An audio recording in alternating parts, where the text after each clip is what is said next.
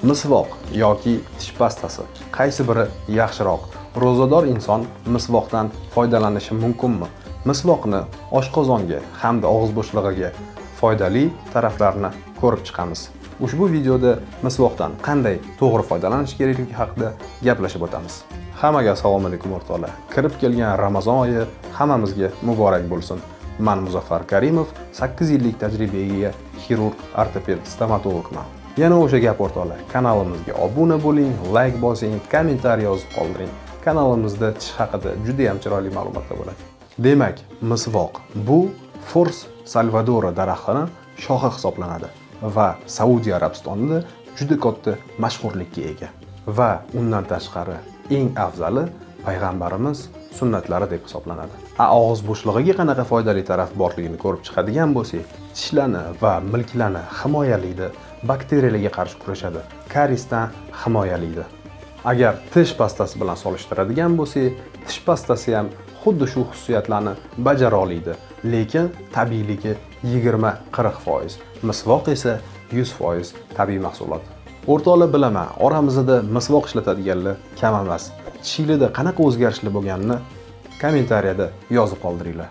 Hozir muborak Ramazon oyi. Sizda savol tug'ilishi tabiiy o'rtoqlar. Ro'zador inson misvoqdan foydalanishi mumkinmi? Shu savolingizga ham javob topib qo'ydik o'rtoqlar. Navbatdagi savol.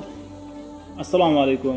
Niyatda yurgan kishi misvoq ishlatsa bo'ladimi deb savol berdi. Ro'zador odam haqida ulamolarda ikki xil qarash bor. Abu Hanifa rahimahullohga ko'ra joiz, ya'ni mutlaq joiz. Qaysi vaqt bo'lishidan qat'iy nazar joiz. Faqat Imom Shofiy rahimahulloh ro'zador odam peshin namozidan keyin ishlatmay tursa yaxshi dedilar. Lekin albatta Abu Hanifa rahimahullohniki so'zlari bu yerda ustun. Ana, misvoqni foydali tomonlari haqida ham bilib oldik. Siz buni bilarmidingiz? Kommentariyada yozib qoldiring. Hammasini o'qib chiqaman. Endi o'rtoqlar, sizlarga misvoqdan qanaqa qilib to'g'ri foydalanish kerakligi haqida ko'rsatib o'taman. Idishidan olamiz, qatlamini yupqa qilib tozalab olamiz.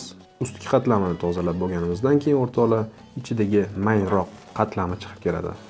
Ana undan keyin o'rtoqlar, bizning vazifamiz bu mayinroq tolalarni hammasini bir-biridan ajratib olish.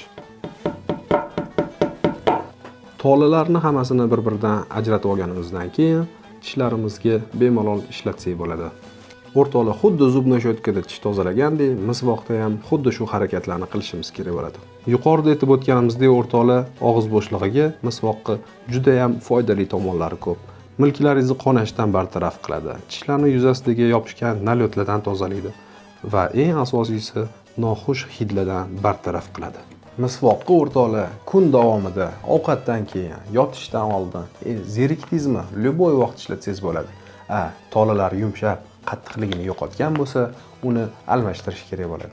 Videoni oxirigacha ko'rganingiz uchun rahmat. Agar videomiz yoqqan bo'lsa, kanalimizga obuna bo'lishni va qo'ng'iroq tugmasini bosib qo'yishni unutmang.